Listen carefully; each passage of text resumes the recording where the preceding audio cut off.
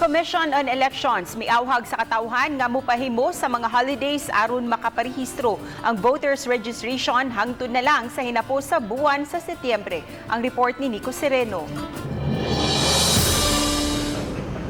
Bisan kun holiday karon, abli ang mga buhatan sa Comelec aron mo akomodar sa mga magparehistro. Apan sa ilang opisina sa Mandaue, nagmingaw kaganihang buntag kay dili kayo daghan ang nangadto. Ang magsuong oy bines nga busy sa mga buluhaton sa ilang klase, nagpangutanag yudaan kung abli ba ang Comelec office karong holiday. Holiday niya, online class man miato. So kanang ang plano jud namo kay last week, nya busy man kayo sa klase ba.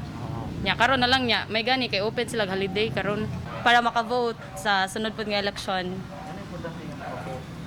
Kay para maka-vote sa sakto nga posisyon sa tao kanang sakto nga tao para na nga posisyon. Awhag sa kadagkuan sa Comelec, i-avail sa mga tao ang holidays kay abli sila alang sa registration. So far sa among experience gid sa una basta holidays mingaw jud. Samtang ang Comelec Mandaue dili pa makapahigayon og off-site registration o ang pagdala sa rehistrasyon sa kabaranggayan. Matag Sabado unta kini schedule apan ang ilang requirement nga walay kaso sa COVID ang bisitaon nga barangay.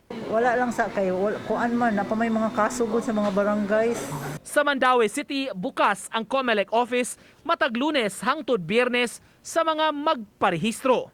Uban ni Godfrey Relien, Nico Sereno, Balitang Bisdak.